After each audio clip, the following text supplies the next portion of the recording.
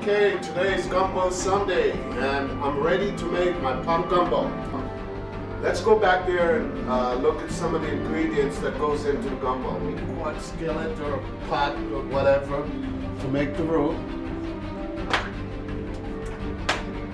We'll let that heat up for about 5 minutes, then we're ready to go. Where's the chef, Aretha? Cotton. Where's Cotton? The flour is in and it's frying in the oil. Right now it's still creamy in texture, light cream. I'm trying to get it a little chocolate. Okay, this is where we are. I'm stirring it continuously. I'm trying to get it a little darker than this. Right now it's kind of like caramel. Looks like fudge, huh? No, it's roux that we'll be using the gumbo. This is a hard part. This is a part that I consider a little difficult. Peeling the shrimp, that can take forever, and I don't really like to peel shrimp. So I bought half of the shrimp was already peeled. 2 pounds of it was on peel. So I'm kind of halfway there. And in this pot right here, I have the shrimp peel. And guess what? I'm going to use that to make the shrimp stock. There's actually no secret. It's nothing new. It's been around for a long time.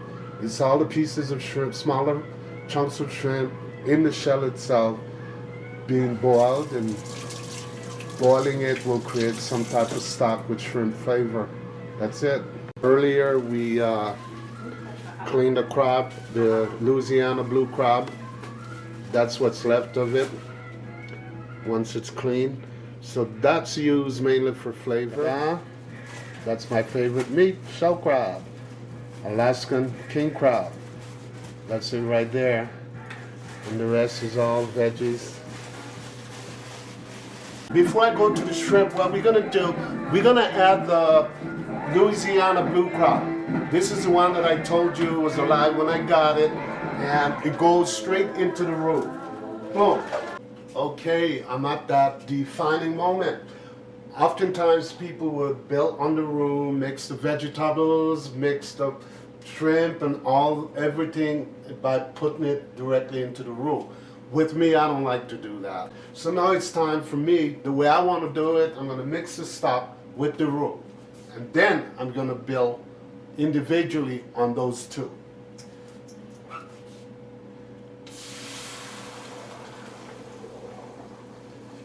Woo! Come on, squeeze all the juice out. Come on. Old school way, Mellowvision. That's how it's done. Well, that's how I told you earlier about adding to the roux. That's the roux right there. It's a little creamy color, less than chocolate color, but creamy. It's well mixed.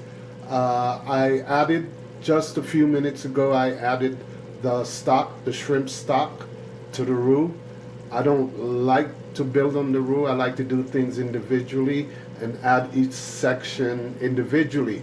So that's what we have. So now let's move on. Getting there. I spoke about combining everything individually, and that's what we're doing. So the next thing I'm going to do is all the vegetables I'm going to combine and kind of stir fry. I like texture. I don't like nothing mushy or nothing rubbery, so I like to put some texture on the veggies by all stir frying them together. Then after these are done, then I will mix it in with the combination stock and roux.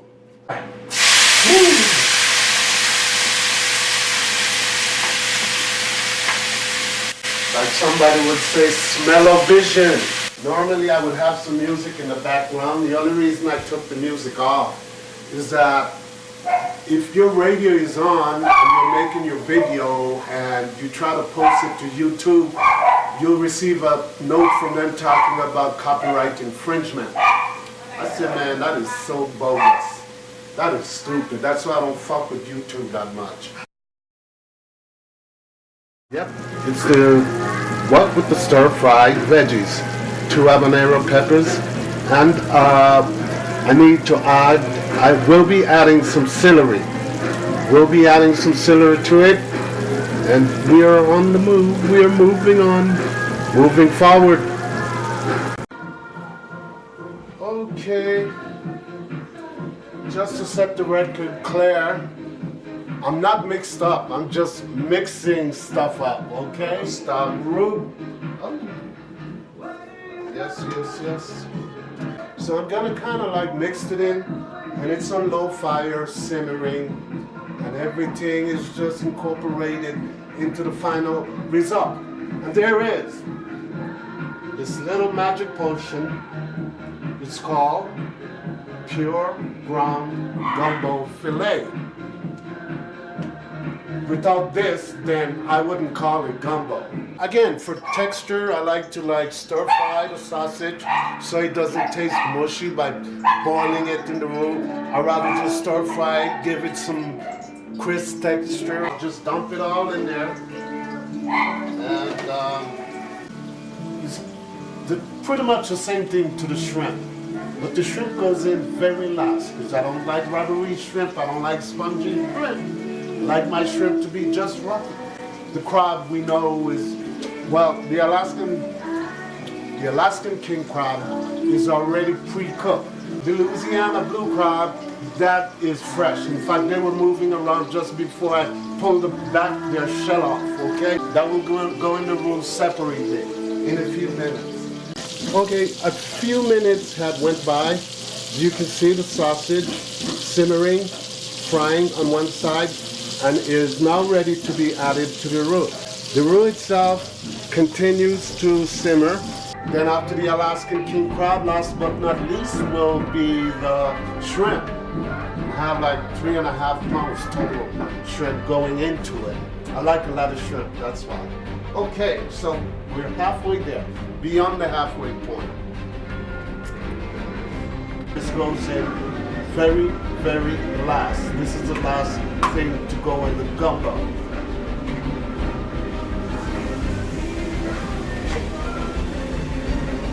The shrimp is ready to be added. Henceforth, the gumbo will be totally finished. Okay, those are the shrimp. They're simmering. Like I said, I like in the end, they all get combined. I wind up with 2 pots instead of 1. Okay, y'all, here's the real deal. That's it right there. Wind up with 2 pots. Here's a smaller pot right there. As you can see, it's quite loaded generously with shrimp, Alaskan king crab, Louisiana blue crab, and sausage. Okay, time to go. That's it.